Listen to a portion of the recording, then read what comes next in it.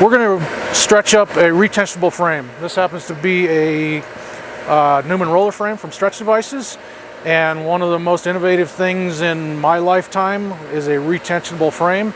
The one thing that we can control, which will help us control the process, is the tension itself. If you think about tension being it's an engineering term, it's actually a resistant force.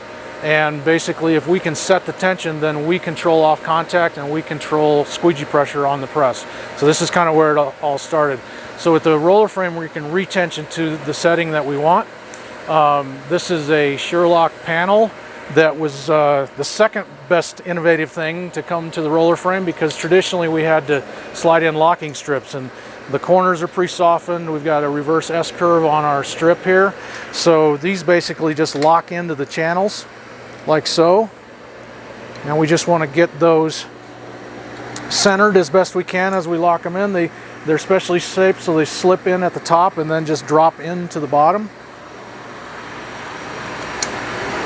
And they're color coded. This one is gray, and that equates to a 110.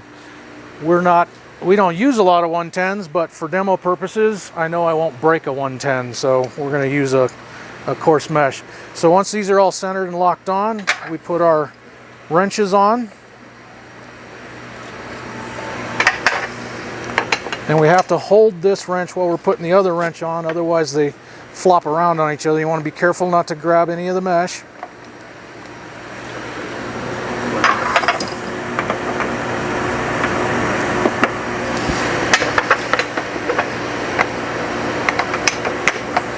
And then we just kind of make sure that those are free.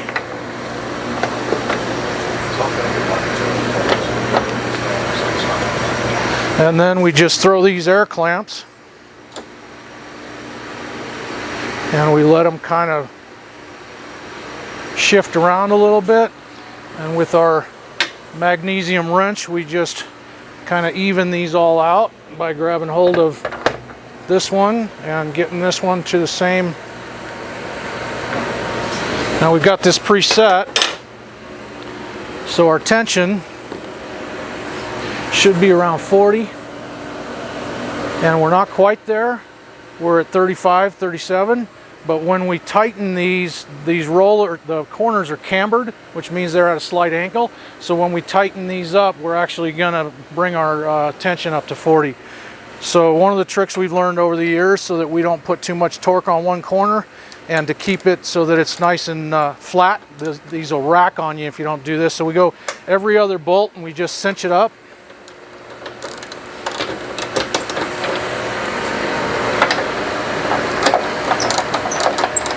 And it's kind of a, we equate a lot of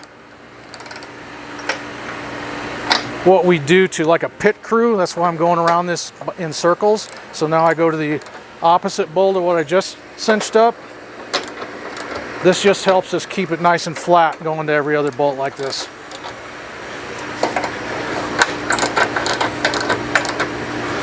Now we're finished up, we'll start at our first bolt again, and now we'll torque it to 40 pounds. Again, going to every other bolt.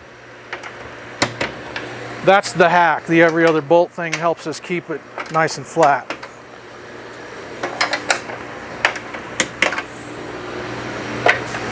Oops. Oh, I already did that one.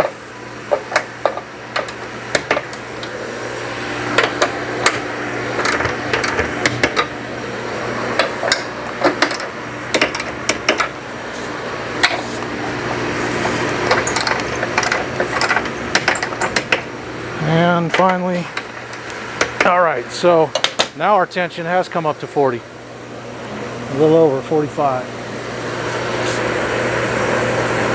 So we would send this through the system and maybe get a print job on it, but before we take it through the second rotation, we would do what we call retensioning, and the manufacturer sometimes will ask us to unbolt everything and start over to retension, and maybe technically or scientifically that would be the best method, but we've also kind of figured out we call it a one roller retention. So we look at our tension and it's about 42 running this way, and a little under 40 running the long way.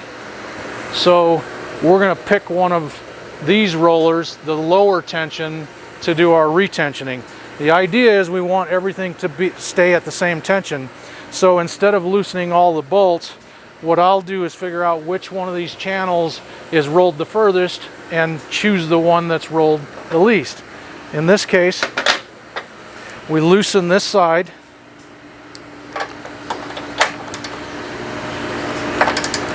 So it's not going to move yet until we loosen this side. So I'm going to take my magnesium wrench. It's nice and light.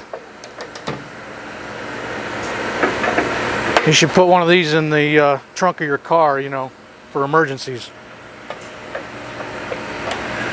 So we'll loosen this, but now with that tension, it's going to want to roll. So I use the leverage of the wrench to hold it so it doesn't. And then I'll just pull it slightly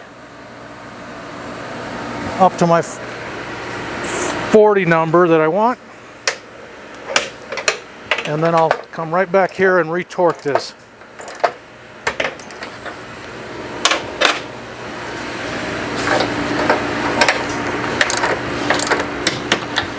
So now our retention has got us up to 50 running both directions. So now we're ready to degrease. A lot of times we'll let these sit tensioned and then not tighten them up until so we can get them a little bit work hardened.